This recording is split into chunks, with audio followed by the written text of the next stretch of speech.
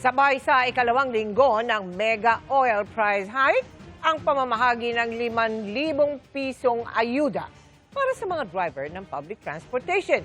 Mismong Pangulo ang nanguna sa pamimigay niyan sa Maynila, pero mga tricycle driver lang muna sa Metro Manila ang binigyan. Ang schedule ng iba sa pagtutok ni Ivan Mayrina. Mga tricycle driver sa Metro Manila ang unang naambunan ng 5,000 pisong ayuda ng DSWD para sa transport sector. Kabilang sa kanila si Mang Joseph, nakabadong hindi magtatagal ang ayuda. 2 linggo. 2 linggo po. Pero ikinatuwa na rin yan ng iba para may pantawid sa panggastos. Iaano ko muna yung bilihin ko sa gamot, sa mga maintenance ko, sa pagkain. Marami ho. Salamat po. Kahit pa paano pa makakaraos kami. Yung mga tricycle driver, nabubuhay lang yun sa 5-6 eh. Utang rito, utang ron. Kaya pagdating ng hapon, ang nauuwi na lang yan, talagang pangkain na lang. Ang pamamahagi ng naturang ayuda sa Maynila, pinangunahan mismo ni Pangulong Bongbong Marcos. 38 ibang lugar pa ang itinalaga na maging payout center para mapabilis ang distribusyon.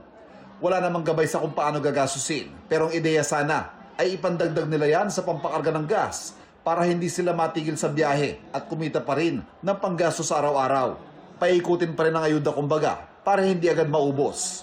Talagang binabantayan natin kung ano mga bagong pangyayari, kung ano pa darating para naman matiyak na patuloy na makakapaghanap buhay ang ating mga kababayan at patuloy na makapasok sa trabaho yung ating mga commuter. Sa susunod na linggo, mga jeepney, bus, taxi, TNBS drivers, motorcycle taxi at delivery riders sa Metro Manila naman ang bibigyan. Pagkatapos ng Semana Santa, susunod na rin ang mga nasa sektor ng transportasyon sa probinsya. This is just the beginning of the distribution. This is something that we have to do because of the sudden increase in oil prices. Ganitong nangyari. Napataas ang lahat ng petroleum product. Ang pinamigay na ayuda ngayong araw ay mula sa 30 billion pesos sa paunang pondo para dyan ng DSWD. Ang tanong ho ng ilan ilang beses ho natin kayang magbigay ng ganitong mga ayuda? Well, ako basta ang direktiba ng ating Pangulo, simple lamang, for as long as it takes. Nakalaan ng pondo, ang sabi nga niya, patuloy na susubaybayan ng pamalang nasyonal itong mga increases.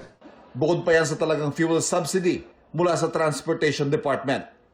Para sa GMA Integrated News, Ivan Mayrina, nakatutok, 24 oras.